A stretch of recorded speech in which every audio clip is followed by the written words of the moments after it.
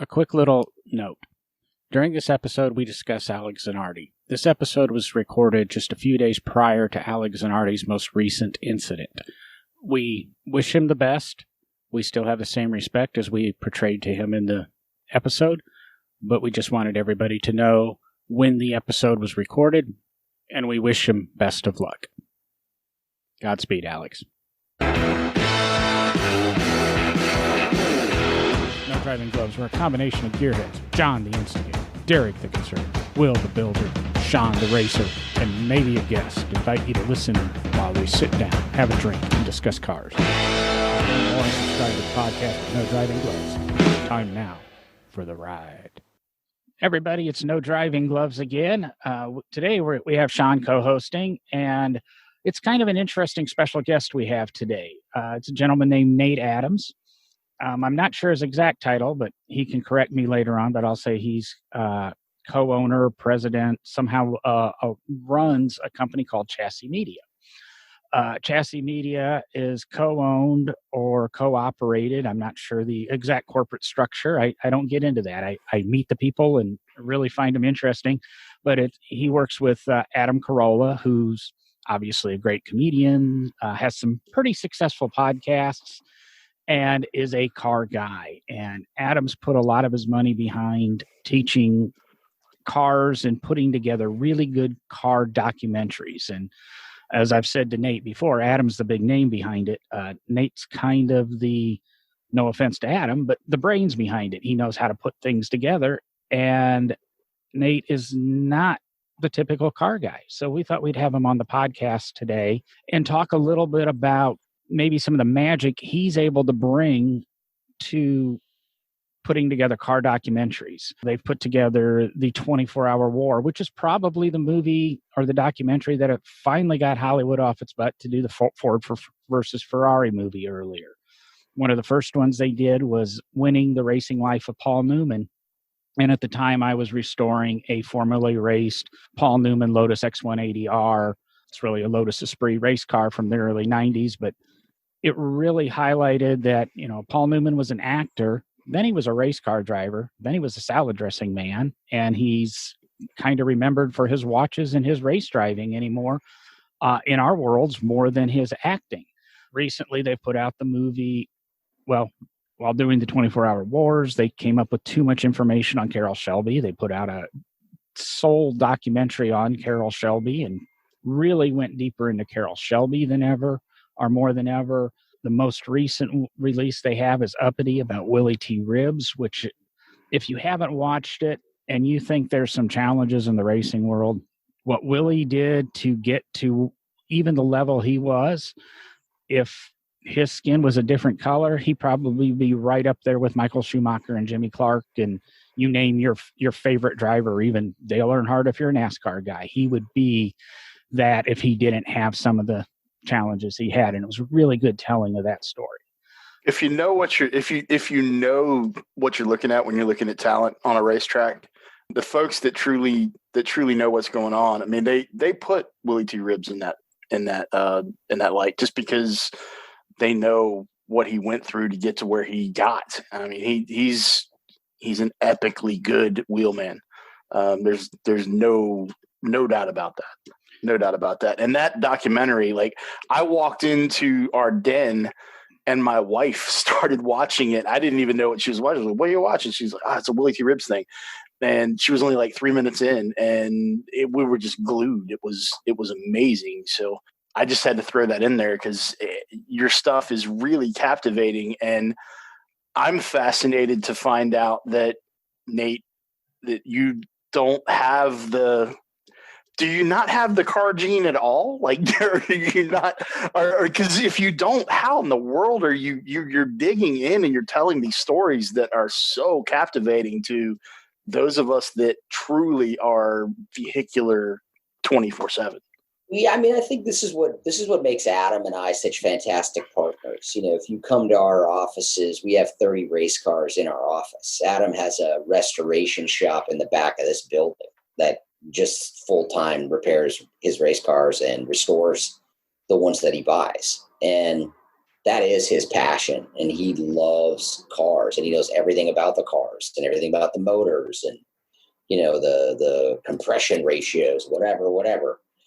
I really like cars, and I'm fascinated by, I'm just much more fascinated by people and stories. So, Okay. For me, it's a matter of, because I think when I first started doing this with Adam, I produced a movie for Adam, which is how we met, called Road Hard, which is like life on the road for a stand-up comedian. And it's like a feature film, not a documentary. And my background was in sports documentaries. And he said, hey, I want to do this thing on Paul Newman.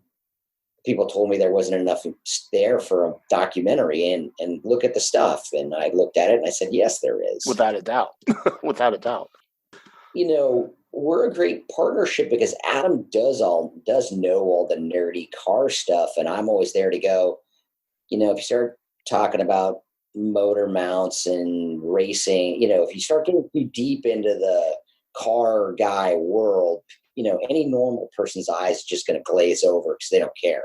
It's a very fine line of like telling the Carroll Shelby story. Like I know everything about all the Shelbys, when they were first made, how they were first made. I've talked to every guy who is still alive that worked in that shop, and and some of the guys in England. And I know everything about the chassis numbers and which ones were first, and how they, the torque on the wheels was so hard on that little tiny AC chassis because that motor was so powerful. That's why the wheels broke in the first race. But I understand all of that, but you can't get too deep in the woods when you tell a story like that, because car guys go, oh yeah, but that's like half a percentage of the population who even understand what you're talking about when you say the word torque. So if you say that to my wife, her eyes just glaze over and she starts to go to sleep.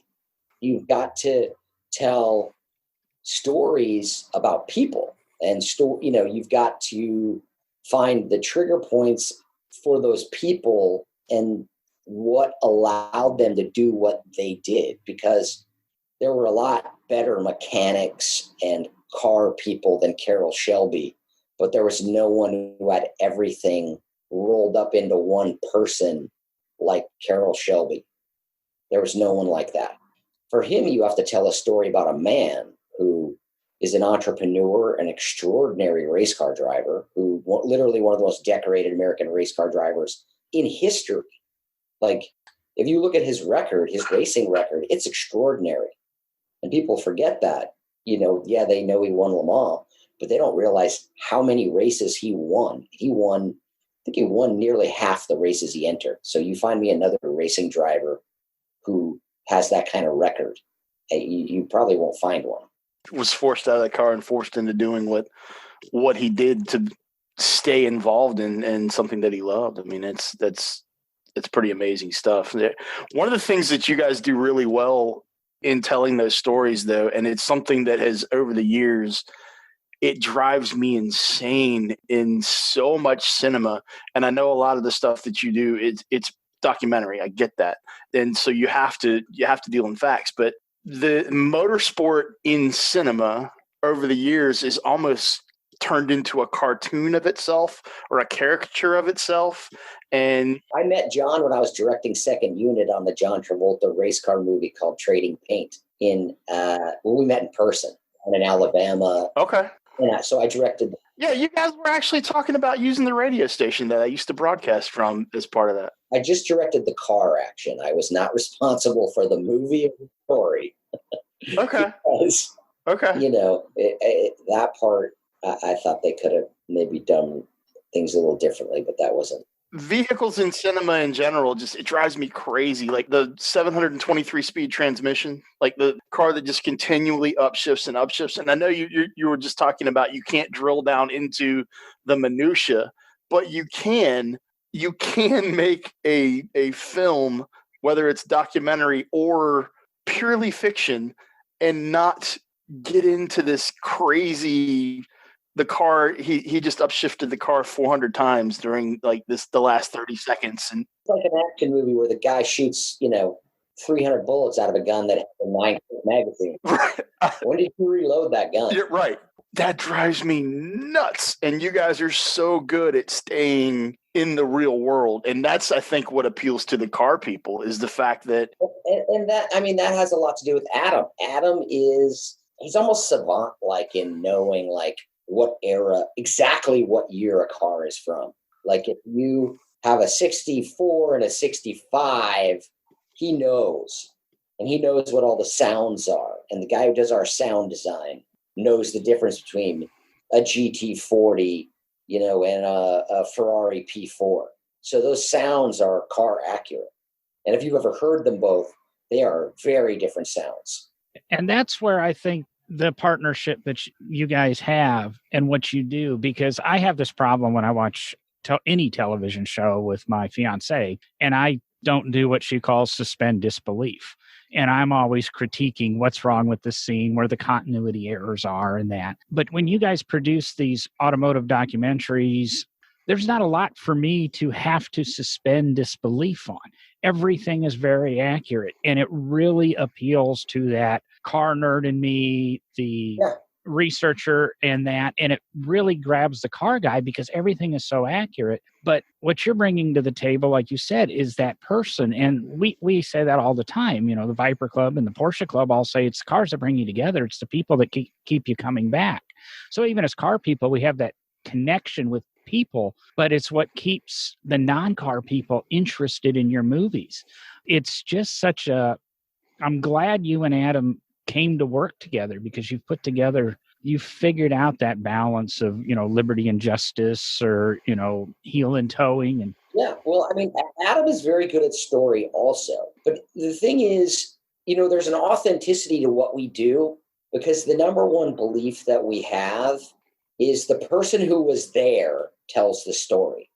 So if you go to the pits in 1966 and you go, how far ahead was Ken Miles? Because that's something where the 5 people I interviewed who were in the pits have 5 different stories of how far ahead he was. And if he was even ahead, depending on who you talk to. So you as a filmmaker have to go, well, whose voice am I going to use? I chose his crew chief, Charlie Agapoo. Charlie was there. He's his crew chief. He knew exactly how far he was ahead, or in his mind. So, and he knew that people came in and said, you have to slow down, and because it made him go crazy, and he was very upset. I find it very interesting when people start debating things that they weren't there for. And I go, how can you really, how can you debate that? Because it's all speculation. You need to talk to the human being who was there at least, and try to get that first eye account if possible. We've focused a lot on the documentaries that you guys have put together, and you've picked some of the biggest names, and you and I have had some conversations over the last year of some of the potential new movies and things, but we might get to that a little bit later.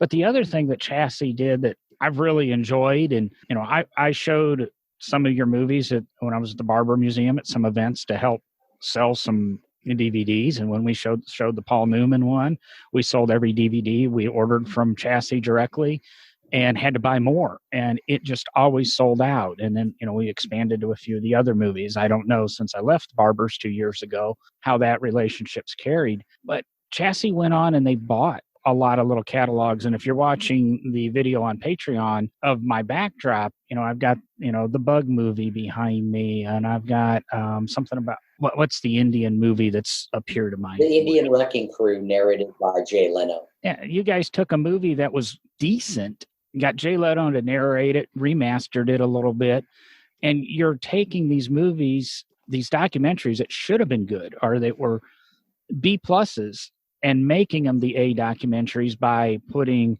the little bit of Adam Carolla spice on them, and pulling the right people in to tell the stories, and being able to save these documentaries and get these stories out. There was one of them that I watched that I just couldn't, it was just a funny it was a movie. It was a dumb movie, but because you guys put it out, I watched it, and I can't remember which one it was. I probably should call up your website and look it up. We have our own channel now on Pluto TV with all of this automotive content on it, where it's all free. So you just go to Pluto TV and go to your Chassy channel, the name of our company, and you can watch We have, hundreds of hours, and it's all automotive.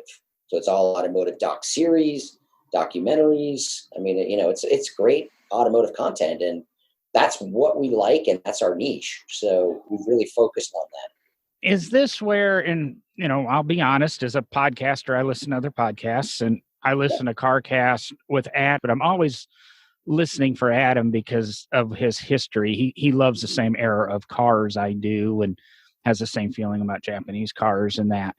But he's always talked about telling some podcast or story, and I want to say he's doing it. Is that on the Pluto's TV's channel too, where he's kind of narrating or announcing races the way it should be? I can't think of what the whole concept was that he's always talked about or what I've seen. Or you know what I'm going after, or am I talking? Where Adam now talks about the races and the history. Yeah. I know that Adam wants to do some build shows where it's not, he hates that they do like one car an episode and it's always a muscle car or a Mopar car or whatever. He wants to like have one car be like a whole season, so you actually see what really goes into fixing a car. And he wanted to do like one of his vintage Lamborghinis or a race car, so you could see like how much work goes into it, because when he does a race car, like they're doing a BRE 510 right now, and we're doing filming as it goes, but it's like they basically have to fabricate almost every part on the whole car because none of them exist. So they just have to keep making them all from scratch. Yeah, somebody who came from restoration myself, the hour-long, let's do this, Peter Kloot probably had the best show because some of his restorations took multiple episodes, or you followed some of them in the background for a whole season. I think that storyline, like I said, I've heard him talk about it on his podcast and things. I think it's a great story. One of I work with 3 different co-hosts on this show, and one's Will Posey, and he's working with Courtney Hanson now on another one of those shows where they're doing a car an episode or anything, and nothing against the show Will's doing. They're trying to bring a little bit more of that reality to it, but it's, I guess it's that whole, maybe you guys can do it and maybe Pluto's the way to do it, or maybe it's just a DVD release on the restoration of, because you probably can tell the story with multiple restorers involved, whether it's the paint guy, the body guy, the engine builder, the guy who takes it apart, the guy who puts it together, the upholstery guy, which is very limited in the race cars Adam does, but not necessarily his Lamborghinis. You can get everybody to tell their story in their little bit. 1 week we take the car apart. 1 week we watch the engine get rebuilt. And I can see that being, whether it be a 2.5 hour, 3 hour documentary, which would be a 6, 7 episode half-hour TV show. It's one of those things that I'd love to see you guys do. It's a great idea, and I don't know if Sean's got thoughts on it, or I'm the crazy guy that would literally want you to set up a webcam in the shop and run a 24/7 documentary on that BRE 510 and other cars that are out there. I mean, there are varying levels of, I think, attention span. You know what I'm saying? Like, there are varying levels of attention span in the audience. And some folks want to see start to finish in an hour episode. But I think a lot of the car fan base that's out there, it comes back around to the attention to detail, like I was talking about earlier in cinema, where little things like seeing a 4-stroke motorcycle on scene with a 2-stroke sound coming out of it drives me absolutely up the wall. Seeing a chase scene where the car shifts 5,000 times drives me up the wall. I am more of a purist, so I want to watch this restoration that you just talked about. I want to see it all. I follow that thing, every nut and bolt. I want to see every nut and bolt come off of it. I want to see every nut and bolt go back in it. I want to see you strip the body down. I want to see you straighten the panels. I want to know how you did it. I think there are a lot more people out there that are like that than has been given credit for. I really do think that there are a lot of insane, over the top folks. It's passion, right? It's passion for whatever you truly love. The folks that are really, really passionate about it globally, and that's the cool thing. Another cool thing about what you guys do, mm-hmm. You have global reach. You're not limited to a particular, continent or, a particular segment of, a particular area, basically. Well, how do you feel, Nate? When you look at the potential for your audience, you alluded to, you like to keep things realistic, but you don't like to drill down you keep things more focused on the actual person instead of the mechanicals. But when you're doing something like this restoration deal, is there a market out there that's big enough to support something like what I'm talking about that literally drills down to ridiculous? Yeah, that's an interesting question, because you have to have the market to support, sort of your theory, and then you also have to get a network or a company or a sponsor or somebody to sign off on it, meaning write a check. So, it's like with a restoration show, though, you are getting more into you're getting more into a deeper dive for car guys of like what's going on. So that allows you to get more intricate with the details that you bring to fruition. It doesn't, I think if you're going to do the nuts and bolts, like, 24-hour watching, I'm insane. I know that. I realize that. You might have 1,000 guys who watch that, so you could never afford it. But, if you do the show, I do think there's something interesting in, kind of a more, Adam's thing was like a more in-depth restoration of a much more expensive car. If you have a $2 million Lamborghini Mira SV that you see go from, start to finish, that's not a $80,000 Chevy Camaro that someone fixed up from the 60s. It goes from 40 to 80 grand. It's something that went from 1.2 million to 2 million when you're done, and cost 600,000-700,000 to do, and maybe more, depending on what happened. I mean, it's a different kind of restoration. And the reason a lot of people, I think, like the muscle cars and Mopar cars is those are reachable. When you get into a race car that costs $1 million to start, and then you're going to put 700 grand into it, that's not as reachable. Or a Lamborghini Mira SV, or one of those higher end, cars that is out of, it's out of my reach, out of most people's reach, to get one of those cars. I don't know. I've always been really interested to try. And I also think it's also a part of the storytelling. I think the kind of contemporary, Adam calls them like tattooed guys throwing wrenches at each other, doing the typical restoration shows, Right. And I think there's kind of a formula to that people are kind of used to. If you go back to our shop, like nobody's ever throwing wrenches at each other or yelling, those guys are just in there working all day.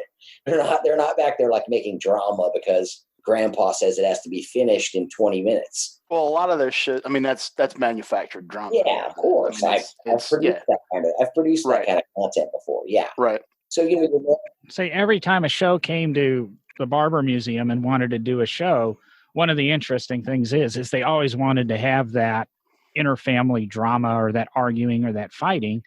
And I think it's an easy sell when you're a small shop and you're used to, worrying about making payroll every Friday. When it's operated with a significant budget and the show makes no real difference to the people in charge money-wise, and you say, we can't do that drama, it really scares off some of those major networks.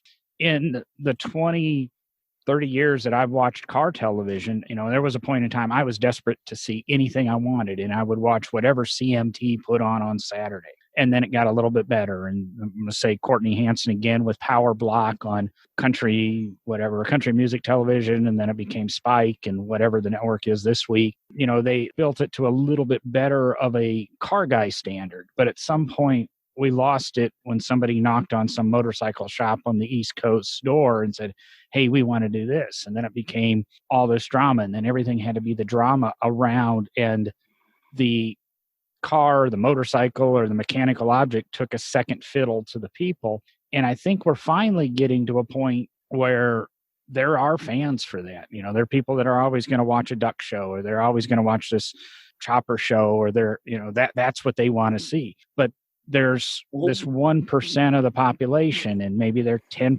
or 15% of the car population. People are amazed I don't have a subscription to Motor Trend Television, because I don't want to watch 90% of the shows that are on Motor Trend Television anymore, because there's still that same map and same pattern. But I think we're evolving to, there's enough car guys with enough money that will start watching this and start demanding it. So I think, you and Adam are on the forefront of what's coming. It's just being able to produce it without going broke, entertain us. And, Yeah, it's finding an audience. Yeah. I think the audience is there, but it's putting it out there. And, I forget a little bit about the Pluto television. I know he talked about that a couple of years ago. He interviewed one of my former bosses at Goodwood. He was attending Goodwood, and I think that came out on Pluto television. The whole Goodwood experience told from Adam's point of view, not from, oh, this is Goodwood, and here's the castle, and these people are running up the driveway, and oh, it's so pretty, but from the car guys and what went in, and what was happening behind the scenes, what was happening at the top of the hill before the run or the bottom of the hill before the run, and things like that. And I watched that whole series because I was in tune, and it tied back to my employment at the time. But of course, it didn't get a lot of traction. But maybe that's something we can help here and remind people that those channels exist and those shows exist. That's just not. That actually is part of a series that we have called Going Racing with Adam Carolla, where we've now put that into 12 half-hour episodes, and they're going to end up on our Pluto channel. That's what I was referring to earlier, was the Going Racing with Adam, because very cool. Thought back to that when he's mentioned it. Yeah, so that puts together that whole discombobulated conversation I had 10 minutes ago in this conversation.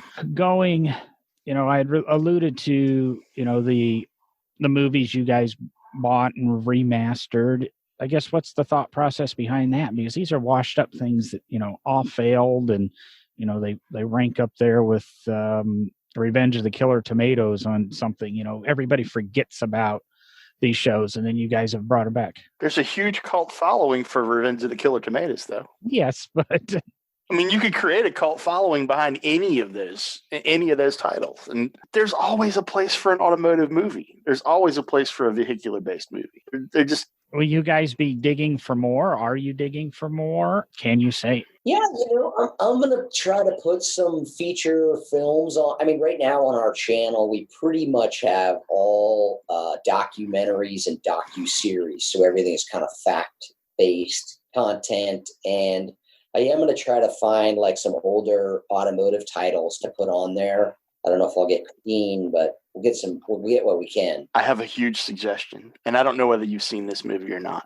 but if there's any way that you can acquire Hollywood Nights. I love that movie. New Bond. Come on. That should be, in order to be a car person, you should be required to watch Hollywood Nights. That movie is so epic in so many ways.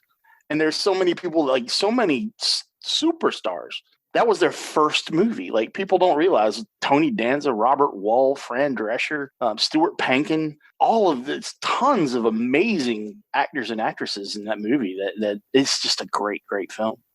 Grab that one, please. Yeah, American Graffiti, directed by George Lucas. That's another great film. Yeah, absolutely. I'm a Hollywood Nights guy, though, man. Like, we used to literally, like, I have a group of friends that I'm still in touch with, and once a month for years, we would be in someone's garage somewhere working on something, and that movie was playing. Like, it just, I could reenact that entire movie. I remember that movie well. That's one of the movies as a kid I had recorded on VHS. So I've seen it quite a few times. Oh, it's so great. It's so great. It's just great to see you guys going and actually finding that lost catalog. Yeah, we have some car stuff. We have some car stuff in the narrative space that we're working on. Like, we want to start doing more narrative stuff and narrative series. Right now, we're trying to work on getting Uppity, which is the film about Willie T. Ribbs, first black driver, racing the Indy 500. We're working on trying to make that into a TV series. We have actually a comedy TV series that we're working on in the car space. We've got a bunch of stuff that we're really pushing on right now. Are you actively, like, if someone approaches you with a project, are you talking to people about outside, projects on the outside and bringing them into Chassy, or is pretty much everything you guys do, is it something that came out of yours or Adam's or someone on the inside's brain? A lot of the bigger docs we do, Uppity, Newman, Shelby, okay, 24-hour war. Those are conversations with Adam and I. But we are doing some with other people now. And, it really depends on what people are coming in. If someone's like, hey, and we get this a lot, and it's not anything knock on anyone, but my uncle was a famous racer in this county.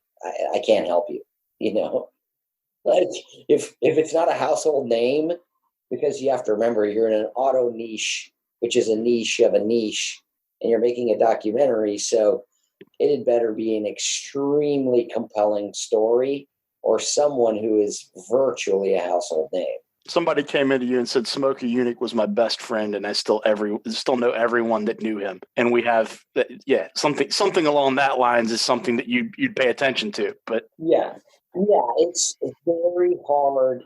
It's a very fine line in terms of getting out of the ether of what car guys know to sort of what brings it a little more into the periphery. And then it goes down also to, is it also socially a good concept? What's the backstory? What's the real story behind it? Is it compelling? And are there great characters in it? Or is it, there's a lot that goes into it.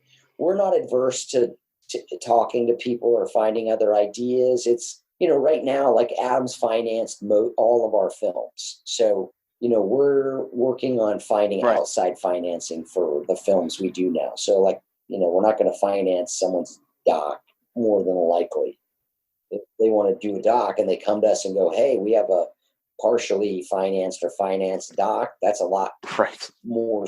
Right. We take that a lot more seriously than my uncle used to race on the circuit or whatever. That's part of, I think, building a business. Adam's put a lot of money behind creating the 4 or 5 docs that have been out there, and you've established that you can do it and you can do it well. Yeah. That's the investment in the selling now. And it's kind of one of the reasons, I invited you on the show. You and I have known each other for a couple of years since you were, associated with that Travolta film. I showed you around the museum and stuff, and why we had talked beforehand. I think that's where we began our friendship. But, looking, I finally pulled up the website, and movies I was thinking of earlier that you brought back were Bellflower and the 12 O'Clock Boys, which were both very interesting movies, I'll say. And I really enjoyed them, but I would have never heard of them without, Chassy saving them. But then you've got, documentaries that are focused a little bit more on BMW. And I see a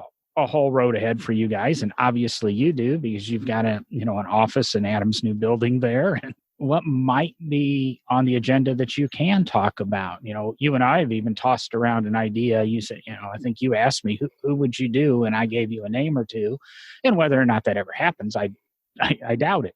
Are there some out there that you're thinking, or are you now in the build the company stage? We're finishing 2 docs right now. They're not racing docs. One is on Mad Magazine and one is on memes with Cedric the Entertainer that we're doing. But we are looking at doing a Dan Gurney documentary. That's very high up on our list to start very quickly. That I can see being a very good one. He was mentioned in Uppity, obviously a key player in Willie's life, and even a key player with George Barber in the Barber Museum. George always admired Dan Gurney. Yeah. And I think we had Surtees on stage one evening, and Mr. Barber flew Dan Gurney in to say, surprise Surtees. Unfortunately, both have passed, about, a conflict they had on the race car back in Formula One back in the mid-'60s. Oh, yeah, I've interviewed both of those guys, and Dan and John are the nice. It's just amazing how nice they are. They're such nice guys. I spent a lot of time with Surtees in my 12 years at the Barber Museum. He was always, he was Mr. Barber's idol, and that's why we've got his championship Ferrari and his championship motorcycles, or I can't say we anymore. That's why they have those there. But Surtees he was the nicest guy in the world and the most polite. But anytime he'd do a demo ride or get in the Ferrari to do a demo, he transformed. I mean, he kind of would go to get on the Augusta and just mold into it. And, he just became the bike. And his personality changed and his focus changed. And, this is in the 2000s, 50 years after his championships. When he got on that, it was work. And all the fun, all the niceties were gone. I'm going out and I'm going to, quote, win.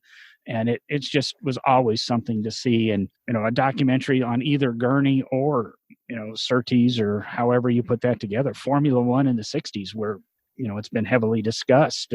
You went to a race and you saw somebody win and you saw somebody die every week. And you just never know who it was. It's a whole different time, and how the thinking is. It's sure a different work ethic than a race car driver now, which is still a scary proposition. But just, I don't know if I could go to work knowing I had a 1 in 23 chance of dying that day. I have to ask, just being a massive fan. Yeah. Is the Mad Magazine doc out, or is it in it's in process? Yeah, it's in post-production. We will be finishing it in probably toward the end of the year. It'll be done. That has literally nothing to do with cars, but Spy versus Spy is epic, man. I'm all about some Mad Magazine. That's awesome. And it's good to hear you guys branching off, because again, with the exception of, a small podcast or a small little thing that's designed to break even, I think expanding into Mad Magazine, which I've never really paid attention to Mad, but I probably should. And I had the board game and Alfred E. Newman and all of that. So I'm familiar with it. And I'll see the documentary to see what I should have known 30 years ago as a kid. It's good to see that, it's not Chassy, which we haven't said yet on the show, is, spelled Chassy. It's not chassis like a car. And I think that lends to, you're not 100% car focused. You're thinking, a little bit beyond. And let's jump a little bit. And we've talked, and unfortunately, Adam comes into all these conversations. We've talked really and referenced him a lot. What is Nate? What do you think Adam saw in you, and what do you enjoy? Tell us a little bit about, Nate Adams, and what you think your pieces to the puzzle are. We know what your partner's pieces to the puzzle are, but what about you? Yeah, I love telling stories. I love great characters. I really enjoy digging into the worlds of these guys. And I really like the eras that we've worked in, the 60s a lot, with Shelby American and 24-Hour War. And with Willie T, it was the late 70s and 80s. Newman raced for 35 years, and he didn't even start till he was 49. He won his last race when he was 83. I mean, he was just a fascinating guy. And I kind of really I have an unprecedented respect for the guys, especially who raced back then, because of how dangerous it was. And also I like that they could fix the cars also. They weren't just dudes who jumped in a car and were cool. They also had to know how to work on the car, how to tell, an engineer or mechanic to change something and set it up differently. Whereas now it's all computerized. I mean, they just get in the car at Le Mans, put their foot on put it down, and they don't ever lift their foot. Back then, you couldn't do that in the car. You'd break it. 52 cars start at Le Mans, and almost never would even half the field finish because they would break. 24 hours on a car, or Daytona, or any of those 24-hour races, and a lot of them were 24-hour races back then, they would just torture the cars. When you went to Daytona or any of those places, if you could win that race, you proved that your car was the most viable car and the most durable car. So it was interesting. I guess it goes back to, now when you watch a 24-hour race, every car that starts has a 90% chance of finishing, really, unless there's driver error or some little thing happens. Back in 1965, when you went to a 24-hour race, you're trying to get a car to run 4 times longer than what most car warranties were, new car warranties were, and run it at the extreme. One of the things about that, these drivers give it them all. What Willie said in Uppity when he finally qualified for the Indy 500, he said it was it's his last chance. He was either going to qualify or they were going to scrape him off the wall. And that he was putting his left foot on top of his right foot to make the car go fast, which one you couldn't do back in Dan Gurney's day because the car, like you said, the cars would break. Now the cars will do all of that. And it really comes down to a sheer will and I guess we'll call it, since we're a little bit more family friendly, the big heart that you put into how things have changed just over a couple of little decades. And, now we're 30 years beyond when Willie finally qualified and what's happened in racing. And then some of the things, I guess you could even go back and really look hard at Zanardi and, coming back after his tragic accident and some of these little things. And yeah, we have a doc on him on our site, which is extraordinary. I love it. I think it's one of the better ones we have that we didn't make. I really like it. Oh, I missed that one. I'll have to look that up. That man is unbelievable. That man is absolutely unbelievable. I got to spend a little bit of time with him. And if you ever are looking for inspiration to just get up off your butt, Alex Zanardi is the guy to look at, man. Yeah. I can't even believe the stuff that he's accomplished before and since that accident. It's crazy. Yeah, there's a great doc on him called No Limits on our site. We have 3 different BMW titles, and that's one of them. They're all really good. I'm looking at 2 of them. Of course, I don't have the third one called up. So the BMW touring car one that y'all have done, I've seen that. Is that y'all's, or is that one that you've? No, that's one that we licensed. Okay, it's great. So we represent that, but there's 3 of them, and you can buy them in a 3-pack. They're all really well made and really good. One of them is you kind of go along with this 24-hour BMW team, and you go behind the scenes and learn all the stuff the drivers and the crew and everyone go through before a race. It's really fascinating. I'm not even a car guy, and I really liked that one. What's in your catalog that really turns you on? Like the stuff that you haven't done besides that, the BMW one, is there stuff that really turns you on, and why? Like what gets you revved up about it? I like that. Yeah, I like the Limitless. I like that. No Limits is what it's called, but because it's a personal story, and Alex Zanardi is a just fascinating human being, and what happened to him is crazy, and the fact that he was able to overcome it and get through it. And then, I like our Indian Wrecking Crew, about the Indian motorcycle guys who raced in the 50s. I mean, these guys are riding on motorcycles with no brakes. They started riding on wood, and then they were on flat tracks, and right. They're going 120 miles an hour on a motorcycle with no brakes. My grandfather actually owned a wooden bank track that they toured all over the East Coast with. They had 2 flatbeds with both ends of the track. Like corners were on, like one of the track was on one flatbed, one was on the other, and they'd go find areas that were flat enough to pull the corners off and bolt them together, and they would race quarter midgets and motorcycles on. And that's another one where guys have just died every night.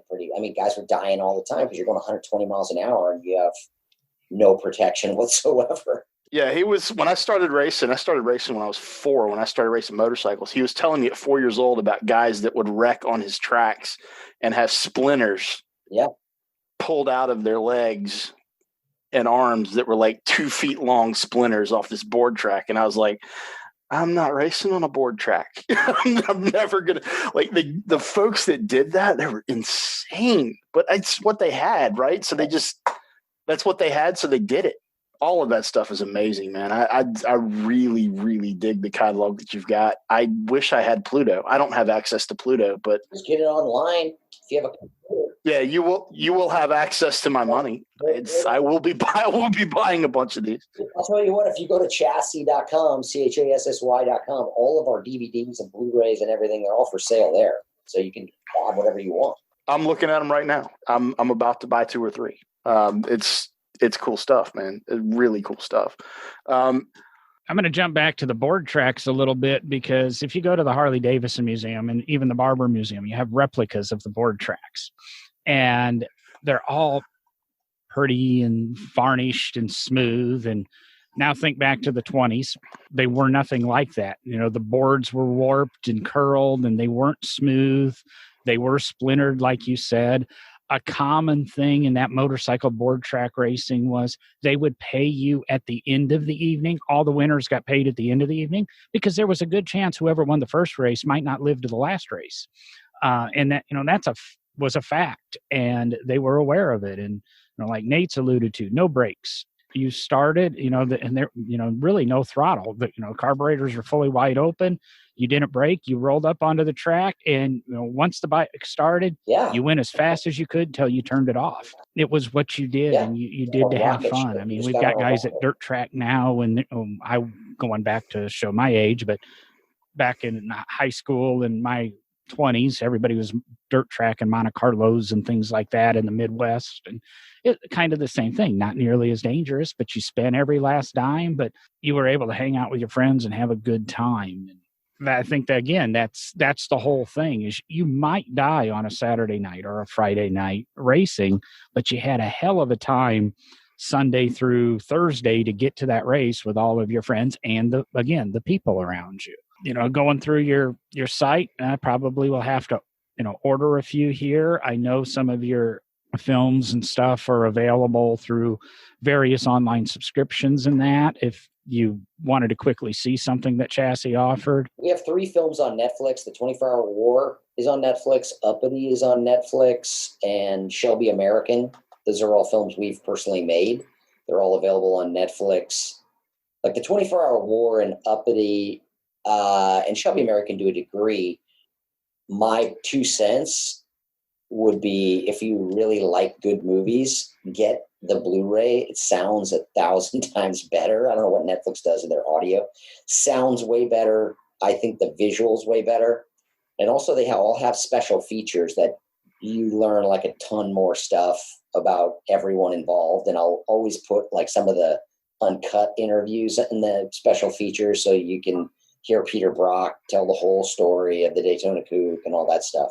Well, that's why you told me in one conversation the Shelby doc exists, is you guys have had a tendency to get interviews and stuff, but when during creating the 24-Hour War, you realized you had so much Shelby information, there was left you no choice but to do the additional doc. Pretty much. Yeah, their guys were so fascinating that worked in his shop, because they were all like 18, 19, 20 years old.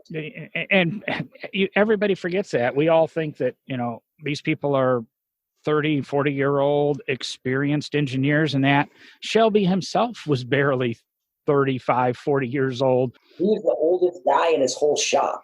And the guys like Charlie Agapou's 21 years old, and he's the crew chief at Le Mans. That's nuts. Like, you would never, ever in a million years. It's not happening anymore. Yeah, I was going to say, if you walk through the pits of Le Mans now, there's not a 21-year-old crew chief there. I promise. There's a 21-year-old wheel washer. That's what you're doing at 21 at Le Mans right now. Yeah, you're taking weights off of wheels and remounting tires. Yeah, that's about the extent of it typically. That's crazy. If you're a lucky 21-year-old, a couple of years ago, I had the fortune to be up at Watkins Glen during a Lotus owners gathering with Bob Dance, who was Jimmy Clark's chief mechanic on a Formula One team. And Bob was only in his mid-20s at the time. Learned that when you went to a Formula One race in the 60s, it was pretty much the team owner, and they stayed at one motoring lodge, and the driver and their crew chief and maybe one factory-paid mechanic stayed at the Seneca Lodge in Watkins Glen, stayed somewhere else, different than the owners, total class thing. And everybody else was local mechanics that were hired to work on the team. I might have talked about this a couple of episodes ago on the podcast or not, but there's a guy that owns a vineyard that's a couple miles away from Watkins Glen that we went over and we visited while we were up there, and they were sitting around telling stories. But he was a Formula One mechanic in the 60s for 3 days a year when Formula One was in Watkins Glen, and he was an official Lotus team Lotus mechanic.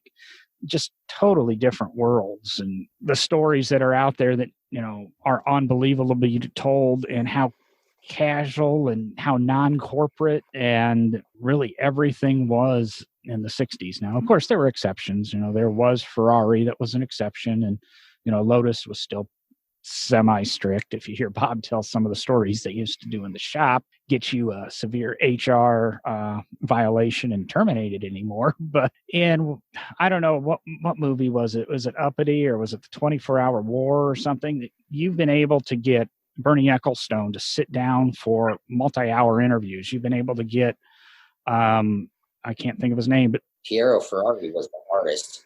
But Bernie Ecclestone is a close second, by the way, to him. You know, and you just you know, you're able to sit down and get these people that don't talk to anybody other than their inner circle of friends, and that's still, you know, it's the little things about Chassy that really amaze me. Yeah, getting that door open is one thing, but actually after you get the door open to truly sit down and get to the meat and potatoes of whatever the subject is that you want to talk about with someone like an Ecclestone, that's epic. And it's insight that the entire car community is indebted to you guys for. I mean, we all wish we could have a couple hours with folks like that. Being able to see that unfold intelligently, that's the thing that I'm always going to go back to with what you guys are doing at Chassy is you aren't pandering to a lowest common denominator with the stuff that you do.